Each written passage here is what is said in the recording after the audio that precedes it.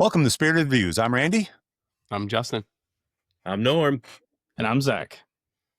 Our goal here is to give you honest reviews, bold takes, and we'll probably throw in some questionable wisdom. Justin, what are we doing today? We got a bottle review today. As always, check in the description down below. We have a rating sheet where we've done distillery series of shelf available products that you can check out and see what our ratings are on those. And then we've done other bottle reviews. You can check those, see whose palate you align with, and follow along and see if something's worth picking up. Yeah, I'm going to give some hints to what we're doing tonight and see if Zach can guess what we're doing. So about this distillery, first hint there. What they do is they rescue forgotten barrels. So they're out there trying to find stuff that's been tucked away, hidden, whatever, pulling them out and then putting out a release. Now, these are all unique. They're all limited. They're all one run, not to be repeated, of course. But who's the best at marketing the game? Diageo, right? So Diageo owns this brand. They came up with this brand in 2013, and they're like, you know what? We put out all these beautiful scotches. We're gonna make something for the Americans here, and they came up with this brand. Yeah. What are we doing, Zach? Can you guess what we're doing? Yeah, I think I can.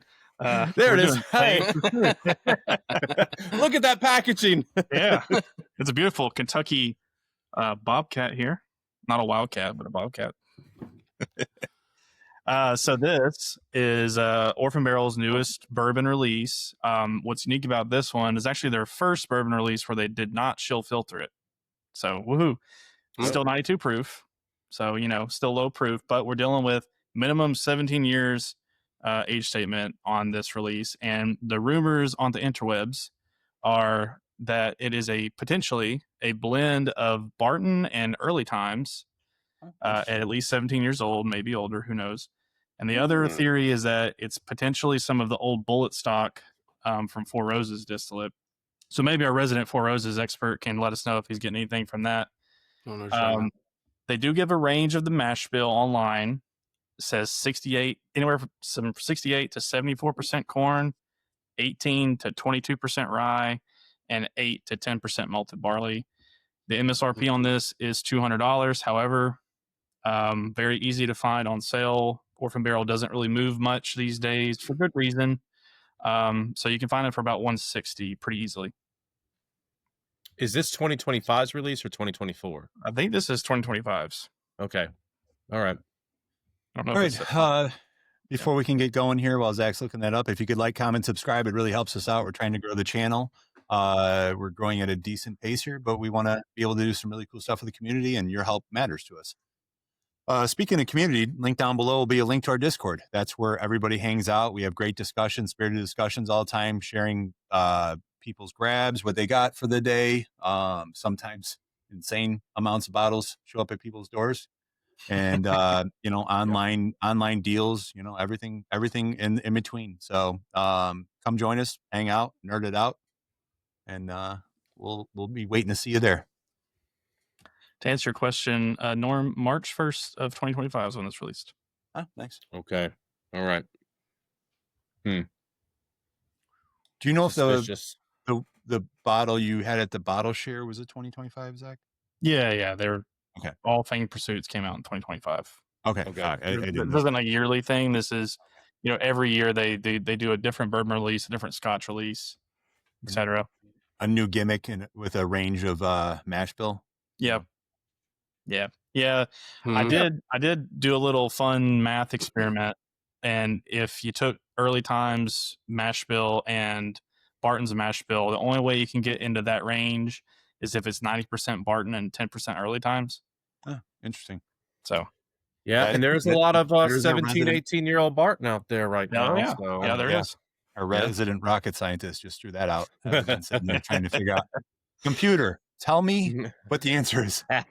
He's going to go from a baker's jacket to a lab coat. Yeah. Right? They're both white. I mean, Yeah. I just... It's got a great nose. It does. It really does. It does. I'm getting a lot of baking spices. I'm getting like a white fruit. Maybe I almost want to say it leans like peach, but it's not. It's I can't place it. but it's some kind of like another white fruit, some cherry in there, a little bit of oak, but the oak is really light. But it's a lot of sweetness coming through. It smells fantastic. I can see on the nose. I wish you wouldn't have told me. Could be roses, because I can pick the baking spices immediately draws me to roses, but I don't. I mean, I also could say this smells a little bit like Barton too, because they kind of share similar aspects of that. I don't get banana, but yeah. So it's the end of days, guys. The apocalypse has happened, and you're just needing some food, right? And you find these fruit cocktail cans that have been sitting for just years, right? And you're just ready to eat something. Boy. You open it up. This smells like fruit cocktail. And it's 17 years old. Actually, I don't know. Maybe it's just tricks because I know it's 17 years. I can smell the age. It smells a bit older. Yeah, it does. I agree. That's interesting. I never get that, and I'm getting it on this for sure. But that's what I'm getting. Fruit cocktail that's been aged. It's a good note. Yeah. On that note, Norm, the first thing that jumps out to me is just a dusty, musty funk that you only get from like really old stuff. That aged oak smell, the leather. It's got maybe a little bit of cigar box going on. And then for the sweetness, I'm getting like a caramel with like a mint type element. And then this is going to be a kind of a fun one, but Justin was saying white fruit.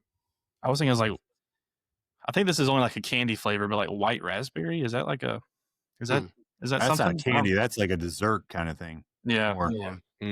White chocolate raspberry. Yeah. Maybe that's what I'm thinking of. I'd probably lean more pear if I'm thinking of that. I'd probably lean more pear on this.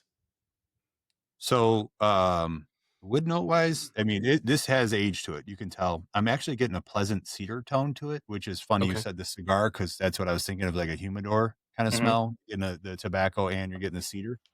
I mean, I can see the white fruit note. I'm picking more of an apricot up or a nectarine kind of fair there. Yeah.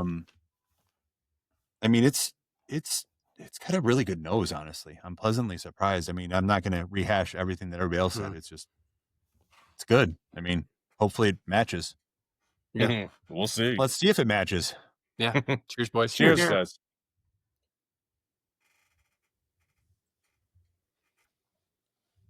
Oh, that's got some kick. That drink's better than 92 proof. This is interesting. Yeah. I have thoughts. Yeah. Give us those thoughts, Norm, if you got them. Yeah, go for it, Norm.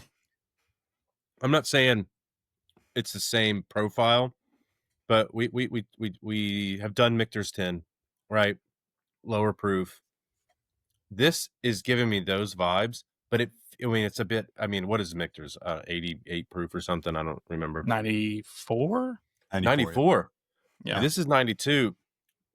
This is a bit more elevated than I would say that the Michter's is. Like I said, I don't think it's the same profile, but it is giving me a bit more, because I was ready to be disappointed, guys. I got to be honest. I was looking at this. I'm like, 92 proof.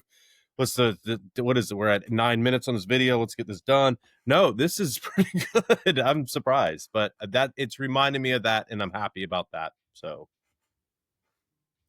I didn't give a note though. And the rumor is, with the early times being in there, that is Brown Foreman. That's the rumor with Michter's as well. So could be. I mean, you can tell by the faces Justin's making over there. He's already got his pouty bad score coming. So maybe I'm on the right track. It's not that bad. Calm yeah, down. I mean, on the palate, you definitely get the oak. I get like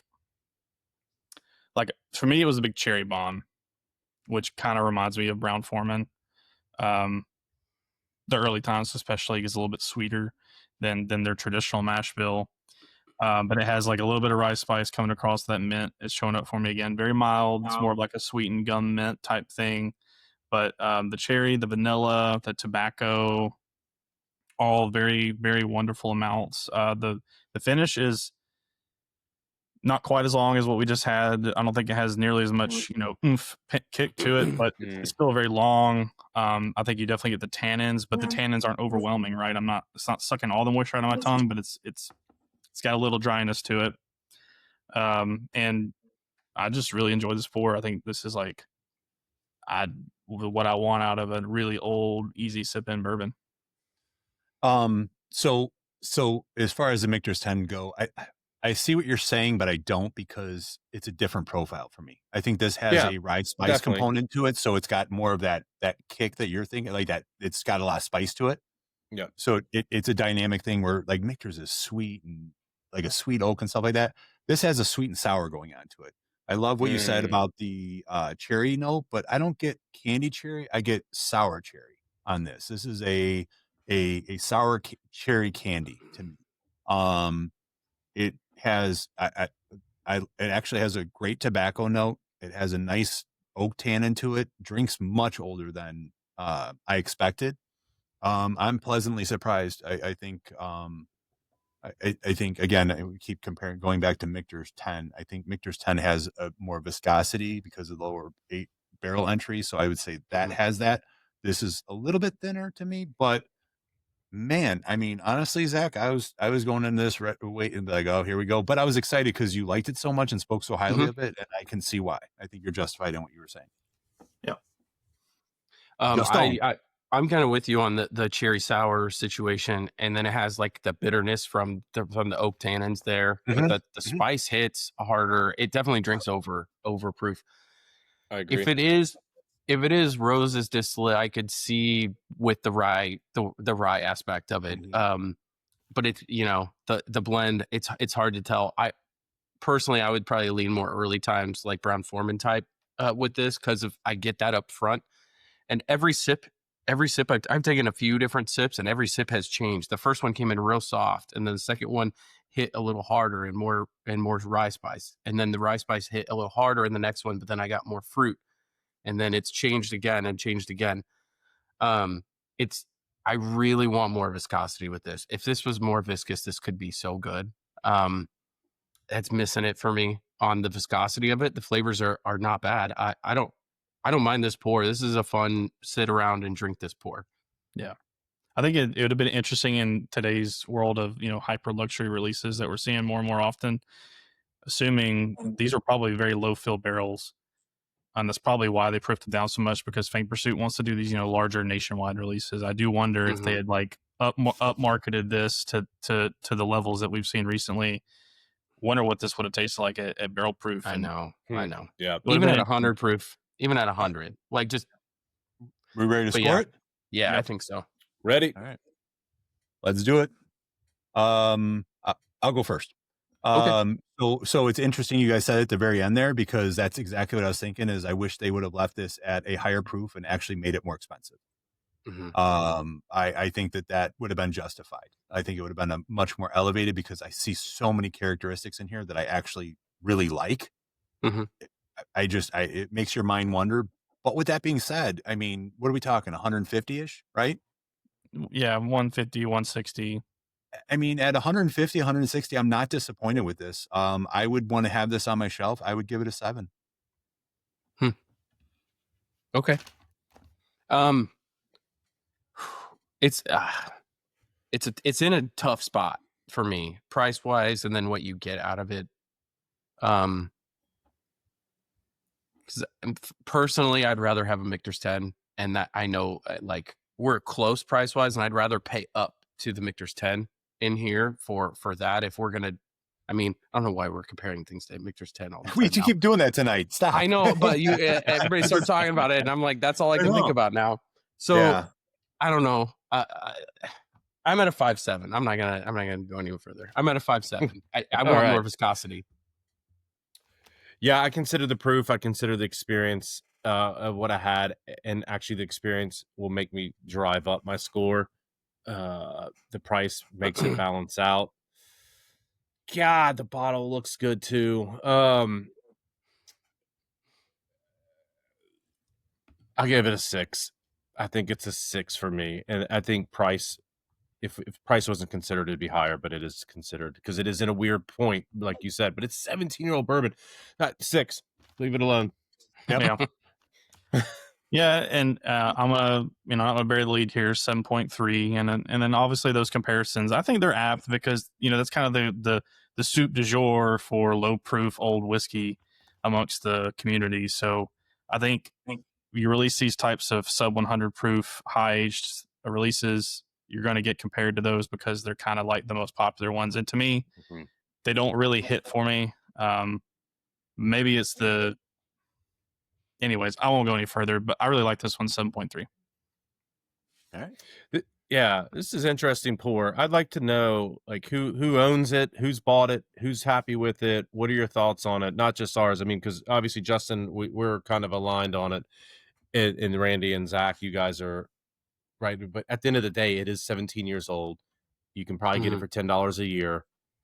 You know, it is the literally that's what I did in the math. I said at the price point, I'm like, I'm not saying I necessarily would go out and buy this, but if I did buy this, I definitely wouldn't be disappointed. Yeah, I see that. Fair. Yeah, I think it's a really fun bottle share bottle, something to, everybody kind of talks down on Orphan Barrel. Hey, this is actually a really good release for them. Yeah. And because it's like 1 out of every 10 is a decent release. I mean, it's not a good ratio. Yeah. It's really, like, I'm not going to back this up, but I'm very happy that I bought the one. Yeah. I mean, to be completely honest, we talked about this, and this is why we didn't originally want to do this, because I've had the last few Orphan Barrel releases and they have been disappointments. This is better than I remember the last few releases being.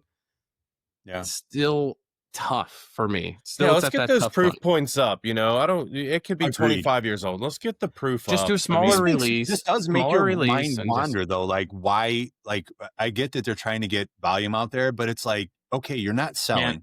Everywhere you go, you see the stuff sitting. Just go elevate it. See what you can do, because they haven't done that really. I think this release may have just been on the hairy edge of being over oaked, and I wonder if that kind of played into the decision. No one wants to be on the hairy edge. I mean, for sure. There's some on that note. Yeah, on that note, let's do that. Okay. Speaking of 4 hairy edge dudes. Okay, guys. Well, I think we'll end on that. With that, stay spirited. We'll see you on the next one. Stay hairy, guys. Stay hairy. Oh my god, we are pretty hairy. I mean, Oh man, that's a thinker. You got 2 bottles in a row. You got the Jackalope, and then now you've got the AI generated Kentucky Bobcat.